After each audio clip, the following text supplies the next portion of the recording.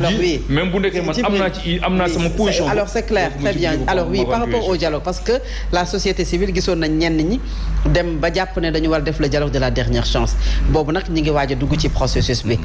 Entre temps bi nga xamante ne dugg nañ ci processus ba li fii xew nii yëpp xew fii le président appelle au dialogue est-ce que jàpp ngeen ne reporter élection woote dialogue war na mën nekk. waaw man dama yaakaar ne dafa waroon njëkk a woote dialogue bala muy dugg ci affaire u reporté loolu la waroon jiital. li tax bu du fekkee ne dafa reporté ba pare woote dialogue. dafa mel ni dafa mettre. la charrue avant les bœufs. Voilà la classe politique devant le fait accompli. moo tax gëwuma ne opposition bi danañ nangu dem ci dialogue boobu. à moins que comme li ñu ko ñun proposé woon. te moom lañ ko proposé suñu conférence de presse bi ñu def le 29.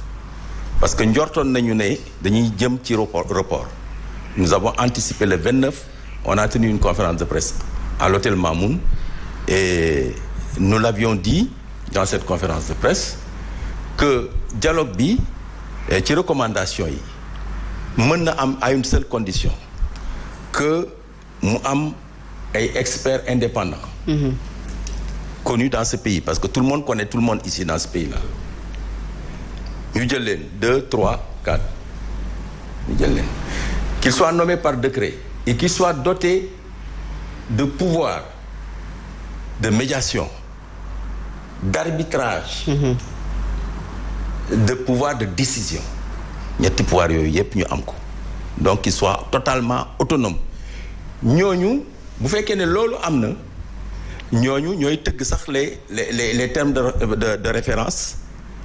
Après avoir consulté, ils vont aller rencontrer tout le monde waxtaan ak ñoom sur cette base ñu établir leur propre terme de référence bu ñu demee ci biir dialogue bi su amee problème ñoom ñooy def médiation yi bu amee arbitrage ñoom ñoo koy def alors que jusqu'ici qu'est-ce qui s'est passé les formats utilisés dans les dialogues c'est que le président mooy nommé ñi ko neex ñu ko jege ensuite su amee blocage moom mooy arbitrer et quelquefois bien souvent il va dans le sens de ses partisans, etc. Alors, dans ces conditions-là, même les termes de référence, ñoom ñooy def le projet ou l'avant-projet, dans ces conditions-là, il est clair que l'opposition n'ira pas. Et si on fait un dialogue dans ces conditions-là, ça n'aboutira pas. Très bien. Alors oui. Moi, je veux terminer sur un point, Fatou. Je disais que la question est politique quant au fond.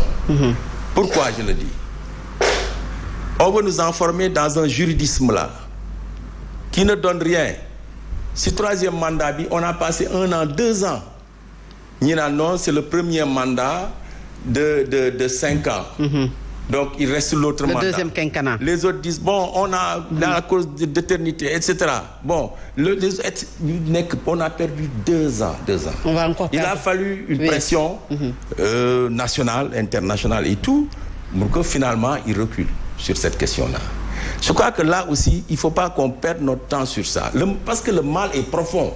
Il faut que la classe politique sache que le mal est profond. D'abord, notre processus électoral a des problèmes, des points de vulnérabilité extrêmement sérieux.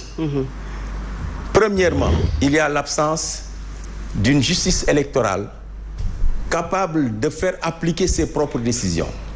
La preuve. Le tribunal de Ziguinchor n'a-t-il pas décidé? Le code électoral n'a-t-il pas dit que c'était une décision en dernier ressort, rendue en dernier ressort?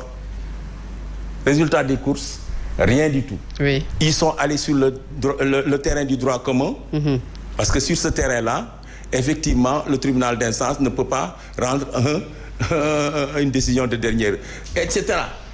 La deuxième décision rendue par le tribunal grande instance de Dakar, même chose. Donc, premier point de vulnérabilité qu'il faut régler. Moi, dans l'article que j'ai rédigé, j'ai dit peut-être le moment n'est-il pas venu pour que le Sénégal aille vers un tribunal électoral. Comme ça existe au Mexique, au Brésil, etc. Où tout est réglé sur la base du droit électoral. Deuxième point de vulnérabilité. C'est la confusion des rôles entre le Conseil constitutionnel et les organismes de gestion des élections. Le parrainage. Le Conseil constitutionnel ne peut pas se mêler d'opérations électorales. Oui, c'est la DG. Parce que s'il le fait, il est juge et parti. Il doit se cantonner dans son rôle de juge électoral.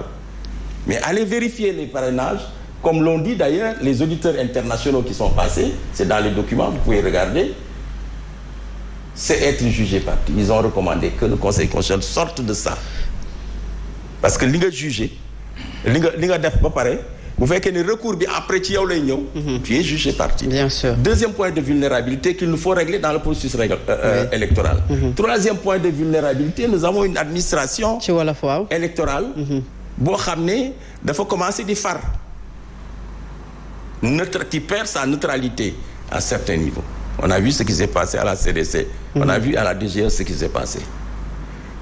Troisième ou quatrième point du matadi bi nga xam ne dafa am ci processus électoral bi mooy le manque de transparence du fichier électoral. Le code électoral dit que les partis, les candidats, etc. ont droit d'accès, de contrôle et de vérification du code électoral. maanaam war nañ koo saytu gis ko jot ci. waaw am nañu droit saytu ko. oui mais décret bi ko war a amal jëluñu ko. et les gens font comme si de rien n'était. jëluñu ko parce que ñi ñu éliminer na leen seen parrain yi nekkuñu ci fichier électoral bi ils n'ont aucune possibilité ñu dem dugg ci fichier bi pour xam ndax li ñu leen wax dëgg la wala dëgg du dëgg. ñu am fu ñu mën a sukkandiku pour def recours ou pas. Et enfin, cinquième point de vulnérabilité, mooy un système de parrainage boo xam ne c'est inéquitable et tout à fait injuste. Très bien. Est-ce que tu vois? Alors oui. Parce que pour trois raisons. La première raison mooy que logiciel bi, un logiciel, il est construit sur la base d'algorithmes. Machine boobu ñuy wax logiciel li nga ko sant rek lay liggéey. luñ ko sant ak nan lañ ko santé kenn xamu ko ci classe politique. muy en matière d'élection, oui. Seul le vote doit être secret. Très bien, tout monsieur. doit être connu.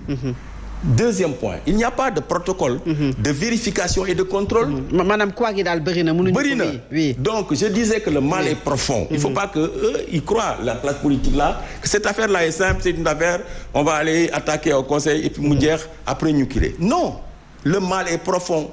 Je quitte le processus électoral pour dire que notre régime politique, parce que si le président a pu faire tout ça, très bien, oui. C'est le type de régime, l'hyper-présidentialisme, qui lui permet de surfer sur toutes les institutions. Et c'est ça. Alors, le procureur, clair, oui. Les capacités qu'il a aujourd'hui d'arrêter les gens